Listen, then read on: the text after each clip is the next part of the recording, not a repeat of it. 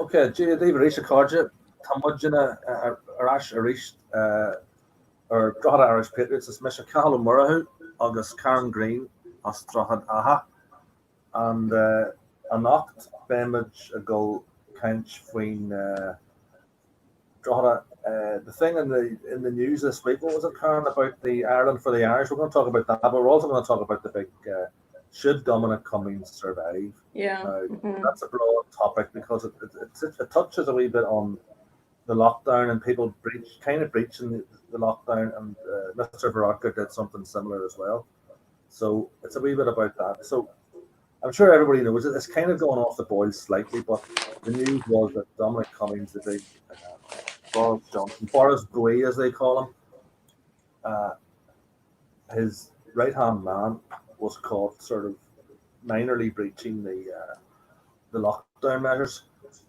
The police in England said it was only a minor breach and they're not going to take any more action. But a lot of people are very angry about it because they think that they've observed the measures. A lot of the working class people who don't have the facility to go driving up to big country estates in the north of England aren't happy about it, and they're the ones that voted for Boris. So I thought it might have been a bit of a mistake of Boris not to take a stronger line. But what do you think, Karen? What's your initial? Well, everyone. I mean, the people who are adhering to the guidelines, who don't have extra homes to go to, even if they do go to the caravan or whatever, they can't go and they're being torn back home and they're getting punished. I think disingenuous of Boris to kind of not do anything, and it's a minor issue. It's not a minor issue. Everybody else is being the rules, and I think why was he allowed? Just because his wife was sick and his child needed minding. Of course,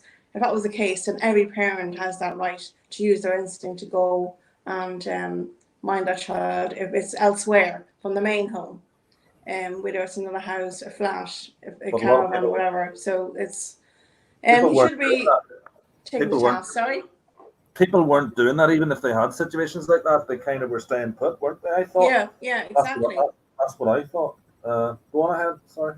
And I'm just saying, I'm looking at a situation that happened last weekend with the good weather we're having here in Ireland. People were going travelling even the last few days, Donegal, different places, going down to the south, just to go to the beaches, and they were thrown away. And there was several cars thrown away, and that's just for a day trip. Yeah. So, and that's in Ireland. I can't speak for the UK, but in Ireland.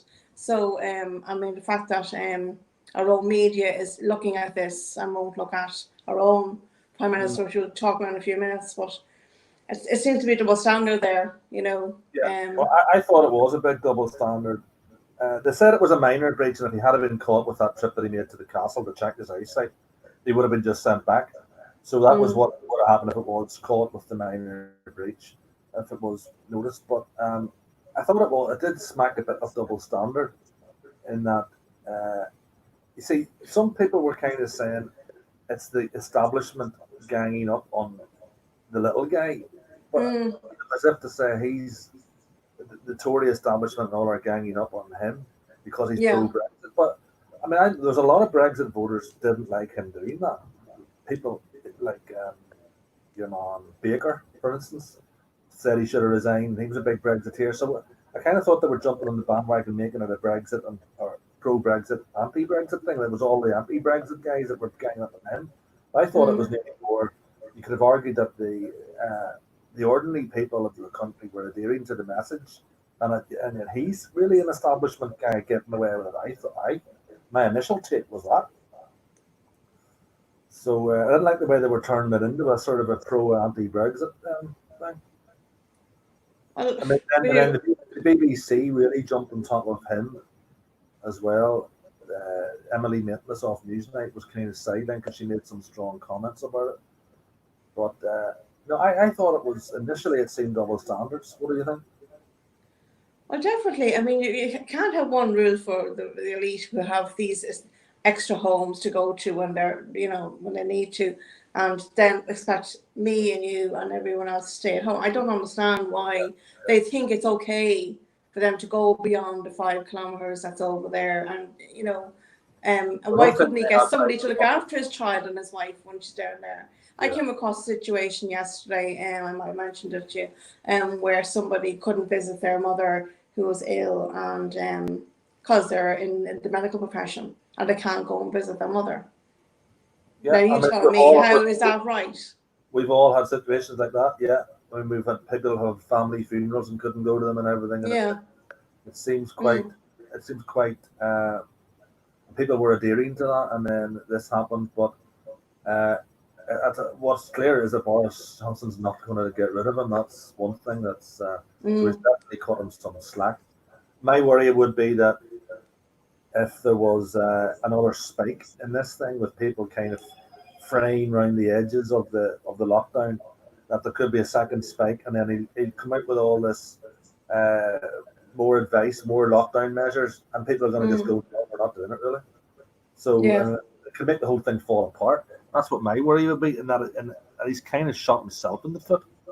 I thought, he's weakened his own position by backing that guy. Like, what exactly has that guy? What hold does he have over him, or does he can't survive without that guy as well?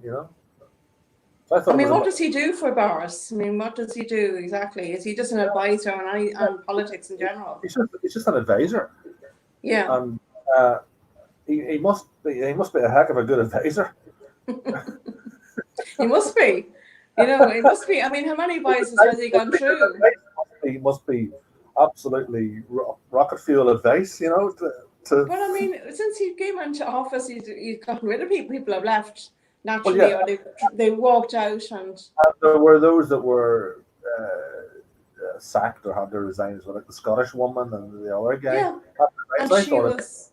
I mean, okay, their breaches might have been slightly worse, but it just initially hit me as a double standard. I mean, I don't like that style of government as well, where it seems to be this unelected guy seems to hold an awful lot of power and an awful lot of sway, and even down to making his speech in the gardens the next day. It's almost like he's the prime minister, So there's a wee bit of that. People don't like him because of that, but I think they're jumping on him a bit. But I think it was a clear double standard, Yeah.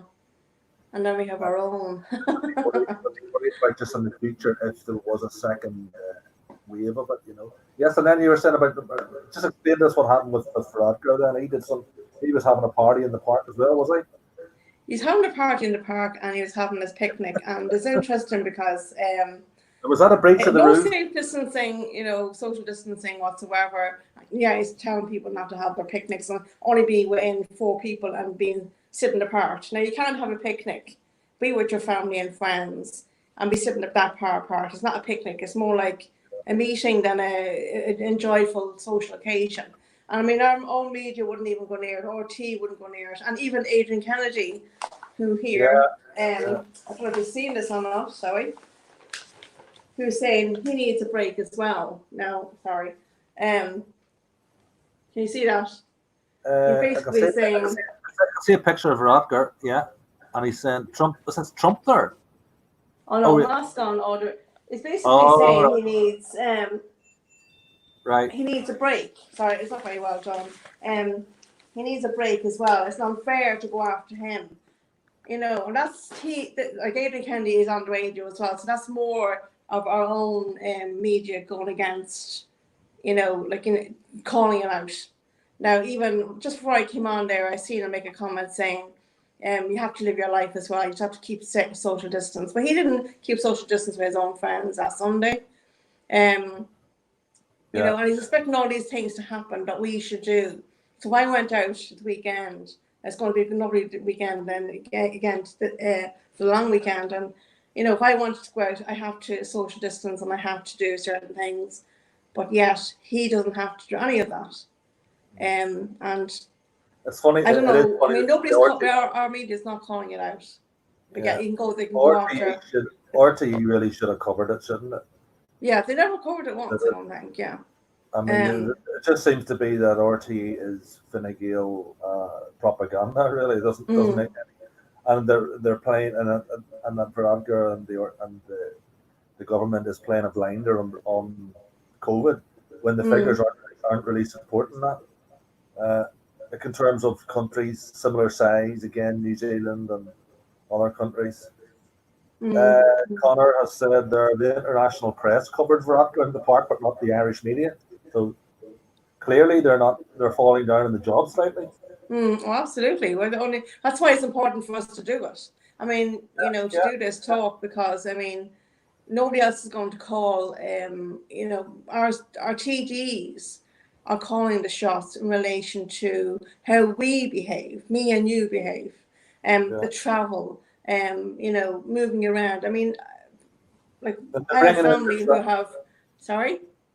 Oh, they said they're bringing in the quarantine thing now. How's that going to work out, do you think? Oh, that was yesterday, isn't that right? You have to, if you're coming in from into Ireland by airplane, you have to sign a form to say that you are going to be in a certain place for the next 2 weeks. So even if you went on holidays this year, you're coming back to a 2-week quarantine. That means you're off for, say, 3 weeks or 4 weeks. How does your employer cope with that? That's a long time to be away from work unnecessarily. Yeah. And then they're thinking about, maybe I did hear this, that they might even quarantine you in the airport, just to make sure that you do. But what about, to me, not right. Is it for people coming in from outside the country as well? Are they going to get? Yeah. So you have to state that quite clearly. How do you think it's going to work with those? Because they're going to be harder to track. Well, you have to state your address and that where you're going to be living. You're going to be quarantining. So basically, your house in most cases. And will you be and will the Gardaí be able to go in and check you out, say that you are quarantined those 2 weeks in that address?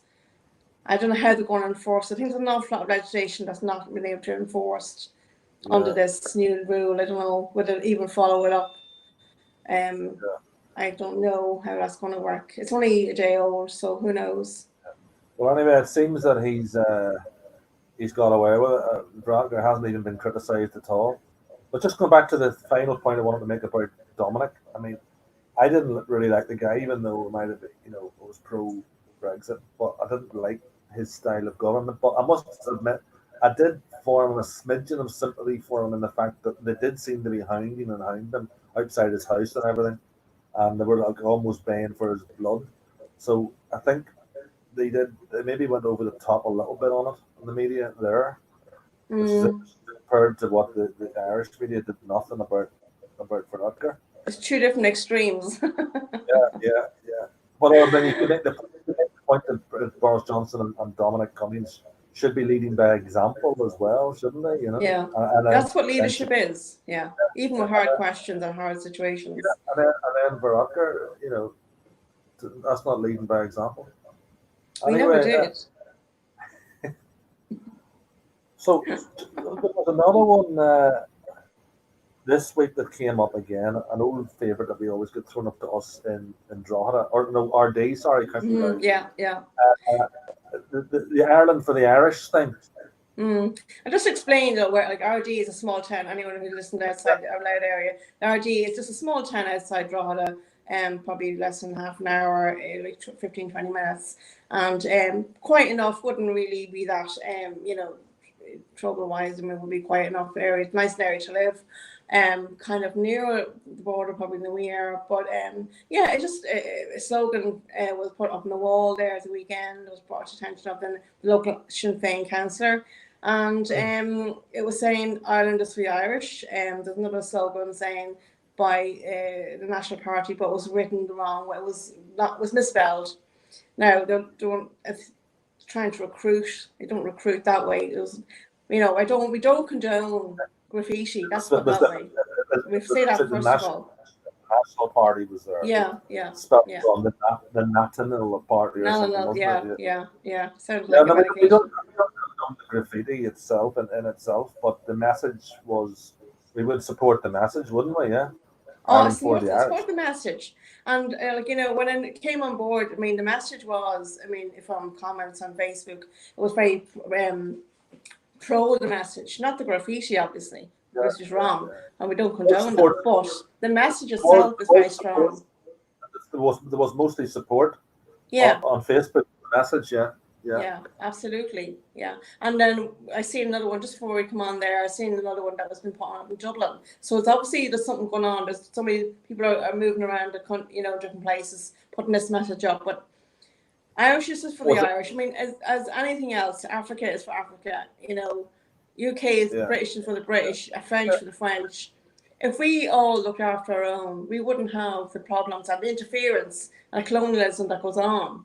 Now, if you look at Herman's message earlier on, saying, it's like if we took over another country, it's colonialism, but we're not allowed to say Ireland is for the Irish, that we're not allowed to be national, not allowed to be, to care about our culture, the Irish language, the music, the heritage, the religion.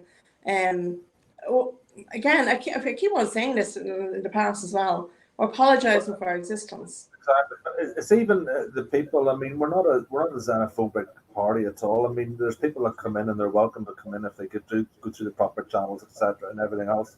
But I mean, when you say Ireland for the Irish, there's the people. There's also the culture as well. We're about promoting the culture of Irish culture, Irish traditions, dance, music, language, and all that goes with that. And if Ireland itself, the island, is not promoting that culture, it's gone. And it's not going to be Ireland anymore. So we have to support, of course, we support that message. I think any Irish person has to. I mean, the quote, it was Patrick Pearse originally said that quote. I mean, what is wrong with that? And then people now who would have used to be Republicans are now calling that racist. There's absolute nonsense to say that.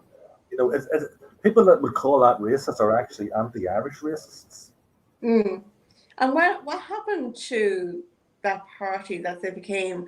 I mean, ourselves alone. It says, they wanted to fall for the British, and they came back, and they're more global than. How did that happen? How did you go fighting against one imperial state and then accept everything else? What happened in between? That's what I'd like to know. And to think it's okay to. Sorry? They've been bought off by the Clinton Foundation. Is everybody bought off by them? Yeah, well, could be, but it just says yes. The message was right. I mean, at the minute, basically, Northern Ireland is run from the UK mostly, although it has an assembly. South is most of its rules are made in Brussels. But I was just watching the Scottish Nationalists during the week. Their idea is, their leadership is to pull out of Britain.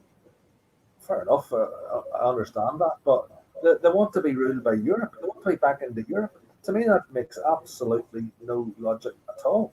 No. They're actually better off staying where they are. They've got a very strong assembly. It's quite independent, that assembly. And they want to give that up to then let Europe govern them. It's absolute nonsense. They don't have any independence then. There's no independence at all. So how can you just the Scottish National Party, there'd be no independence, you'd be governed by Brussels. So why do they want to swap that? So they're nationalists, they say, but they want to swap Britain for Europe. That doesn't really stand up to scrutiny, It would make more sense if they said they want to be out of Europe as well. But Scottish nationalists do favour that. But the way the Scottish nationalists go and say we want to be in Europe, so does that mean there's going to be a hard border between Scotland and England? Is there going to be a backstop there? Well, what way is that? Because the EU is going to want to protect their border. Yeah. So they're going to be paying massive money into the EU. So it doesn't make sense at all, Connor has said they're calling that racist is like saying 2 + 2 = 5. So that's true. Yeah. There was some talk of challenging the person that's calling that racist.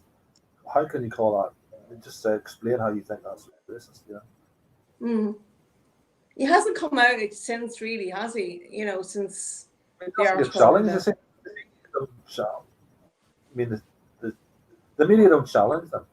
They get away with it. I'm just wondering. I mean, if anyone actually tried to. Even try to run, future elections for any party, even ourselves and, National Party itself.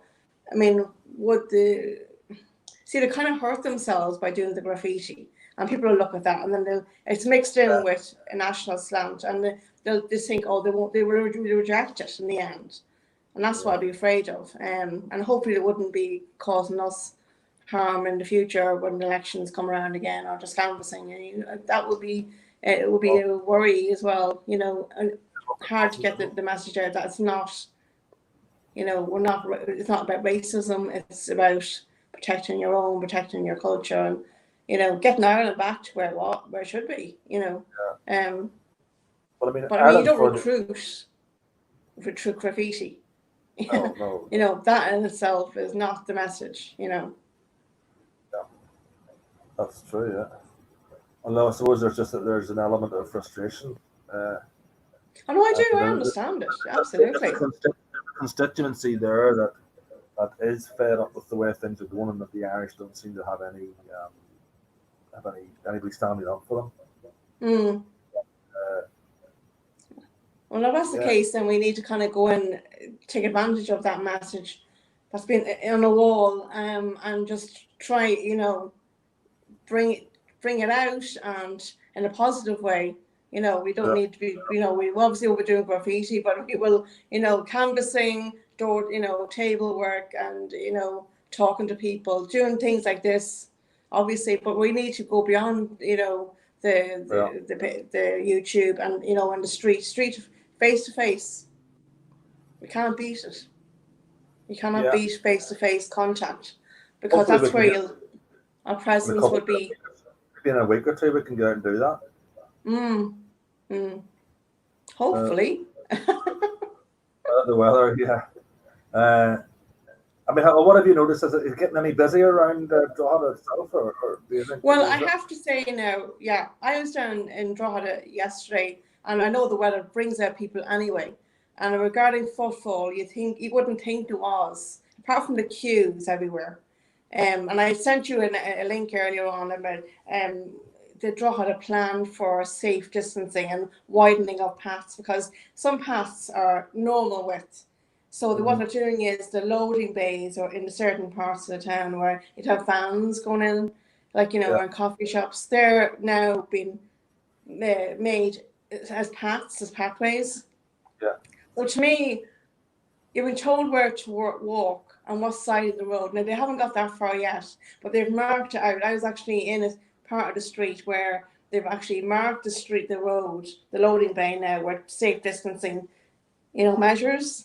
Where it wasn't there last week, it was there this week. So I'm watching the situation, and I sent the plan to you again today to remind you that they come up with, there's some confusion. And now they're saying they're going to be left or right. You go up one street, you come down another, and there's more streets going to be widened, and there's more roads going to be. That means less traffic going to be going through the town, maybe. And there's more talk about the pedestrianisation of the town, which mixed feelings about that, because I don't know if it'll hurt the town more, because of people are not going to come through the town if they can't park. So it's a mix of a few. It's not the right way going about it, because at the end of the day, when phase 5 hits, sometimes where pedestrianisations come in, it hasn't hurt it that much. People still wander up the town to do their shopping and that.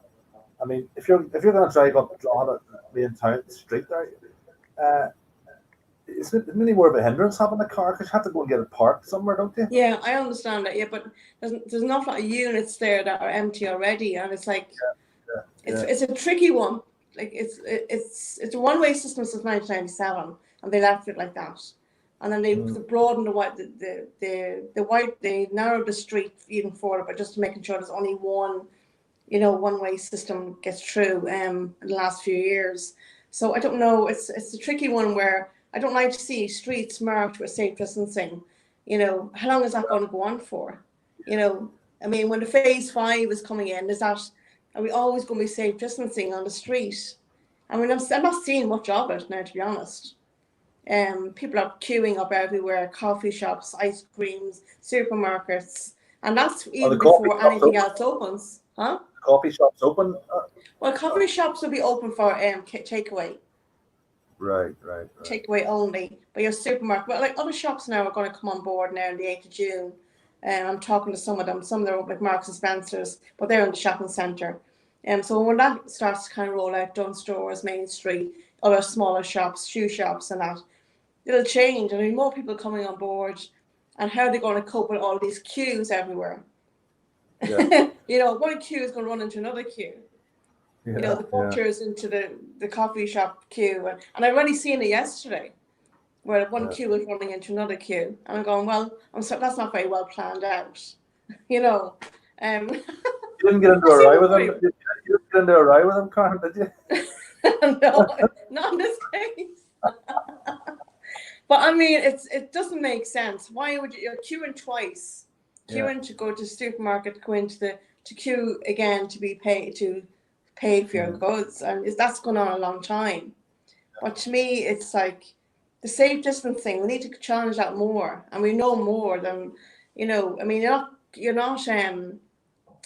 not protecting yourself, and yourself in prime time on Tuesday night, what Simon Harris was talking about, pushing the safe distancing and doing loads of different experiments in, I don't know what, I think it was St. Vincent's Hospital, I'm not sure, and they were looking at different, how it spreads.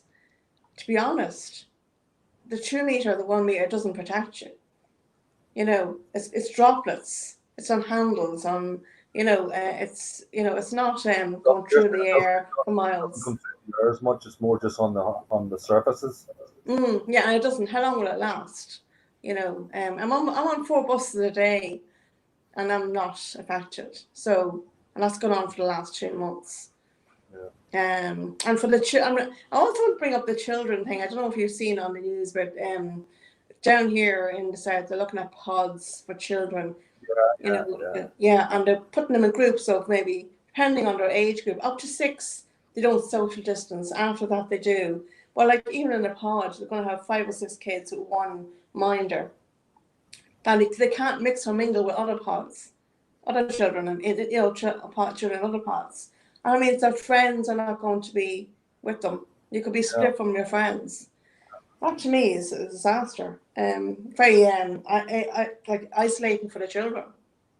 How do you explain that from a parent point of view, from a teacher point of view, or from a child, a Montessori or child minding services?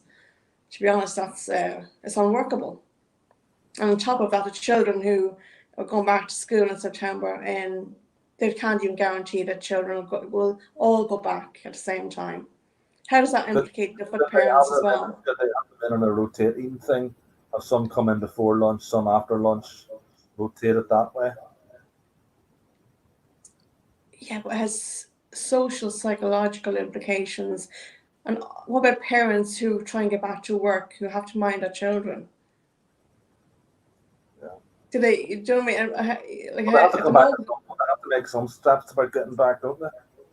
Yeah, I mean, at that point, by September, it should be all gone. I don't know if there are any deaths today or not. I didn't watch the news. I don't think it actually goes. It'll just probably get mingled into the environment, and eventually it'll get it. It'll not go as such. It won't. We're just coping with it better.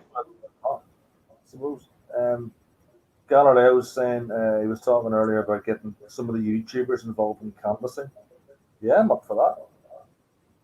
Say that again. The YouTubers like GT, get them involved in canvassing, get them out on the street, and show them what it's like, and get them to get a handle on it. Meet real people. Would you be up for that? Yes. Would you be up for showing them how? Yeah. So they can talk to Joe Public instead of just keyboard warriors. Well, maybe we should contact him and tell him we're willing to do it. Well, you know what I mean? It's when we get the go ahead. I mean, when are we going to get the go ahead to go and do the? Yeah. I mean, I'm up for that. Of course, you cannot beat face-to-face contact.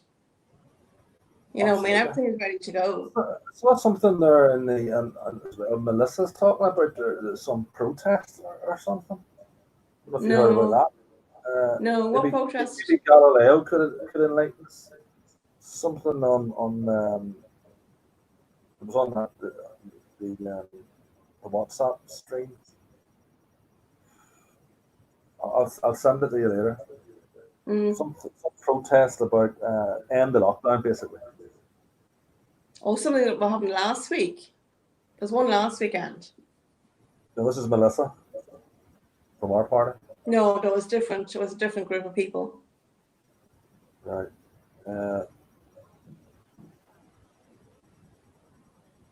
Alex Jones, American guy.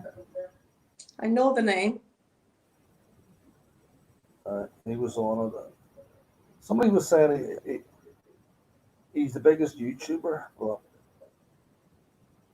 right, it was Fiona Mary Flanagan. Have you heard of her? On with GT. Oh yeah, she's on with Dolores there 2 weeks ago. Oh, right. Well, that's what was on tonight. Okay. Galileo was saying nearly in clue on him. Right, that means he's no clue. So we'll finish up, Karen. How are you getting on with the Irish? Jim Martagiri, I think you're getting on very well. Jim Martagiri, not. Say that again. How are you getting on? Kajay Marata Aguirre, lad. How is it getting on? I done that exercise this morning. It was a tricky enough one. But I was watching that program. Quite well, yeah. Cooler for her skull. Yeah. I actually watched a few of them today. It's just, I mean, we're talking about the dialect and that. It is quite. I'm trying to watching what they're doing, trying to get a handle on what they're saying. It is quite tricky. And when does your brain start really understanding what they're saying? That's the problem. Yeah. I think it's the dialect and the accent is trickier for a northern Ulster dialect speaker. Definitely, they do some mispronounce words differently. They would even pronounce jarug for red. They would maybe pronounce it zarug. Yeah. Yeah. But the rest of it was fine. It's just when do I start understanding it? It's just too early to, Gallery was saying about put a plug in for the Facebook practice groups. Yeah, user having practice. Well, we do our thing. Is it next Thursday? Yeah. Every Thursday you're going to do that? Yeah. Practice conversation. Kind Sugaskura. Right. I was on last night with yeah. It went very well. There was 4 of us. Well, 3. Okay, I think there's an intermediate as well. So that's under Galileo's Facebook, Irish language beginners, and you're doing intermediate as well. And then of course he must have another one. I think there's another one. And then at the weekend, search for Galileo practice group beginner level. And of course there's the YouTube ones, or there's the Duolingo we do at the weekend, and there's Clan Erie Grania, which is another one. Which is very. Where's that one? Check it out. Clan Erie Grania. It's on Facebook. Erie Grania. Well, I spelled it wrong there, but it's the rising of the sun, basically. It's very Celtic orientated. You'd enjoy all the sort of imagery in it, Karen. Is it a stream or? No, it's a Facebook group page. All right. Okay. Join it. I'll send you the link again, but you get people of different levels. You get somebody who will try and teach and relate to you at whatever level you're at. But it's got some very interesting ideas for the Celtic peoples. All right. Okay. Just I'll have a wee quick look. I'll maybe see, can I share the screen?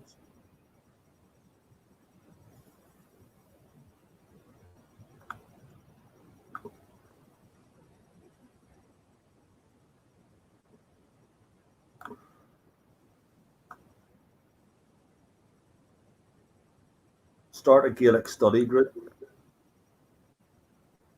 Right. So can I share this screen?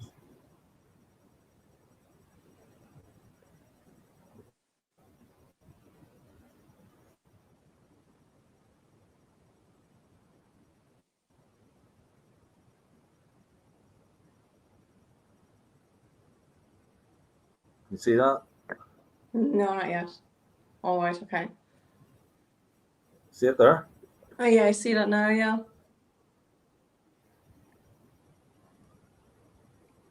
I like some of those ideas. Start a Gaelic study group. You don't need to be fluent. Start a Gaelic Bible study, cross-denominational. Talk to local colleges and schools about offering Gaelic in your area. Start a youth group like the Scouts to help teach Gaelic children their history, culture, language.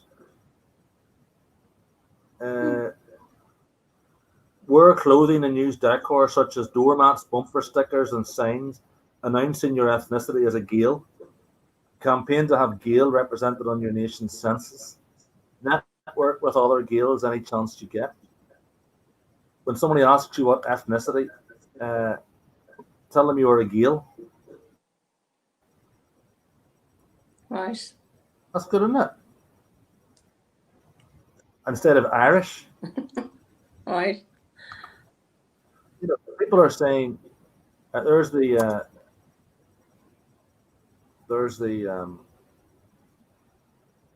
that's the link for that. Right. Okay. So check it out, Karen. Clan Erie Okay. Green. You're very interesting stuff on. Right, you're getting very dark there as well. Yeah. Very dark. Oh, hold on. I thought your light was on. I thought I was bad. Jesus. That's better. Oh, God. I didn't realize. I thought I was bad. Mm. No, you were getting very, very dark. You were getting very gloomy there. Right. Okay. It's better than laughter, guy. Well, you can see my head here, can't you? Sorry? You can see my head now, yeah? Oh, yeah, I can see you. Galileo was saying he could only see half of it. Tamagiri Canyon's can't. Right, he's now saying he's trying to master the Connacht dialect. I would say stick with the Ulster Connacht, stick with the Canyon Zulu. One one's enough. And then of course we are going to you've booked into Scale this week, yeah? Looking forward to that? Yes, I am. It'll be my first time ever going to a Gaelic. I've had 2 family members go when they were teenagers. Never had the interest to go. I suppose nervous about it actually, but you know. Oh, but it'll be exciting. It'll be good. Just as long as you don't get sent back on the bus on day 1 or day 2, you know. Huh? As long as you survive the week. You're better. Jesus, painful. Well, very good. My who. Can be tough a lot, but you'll have a good time. Very good. Immerse yourself in the culture. You know. The whole week. Yeah.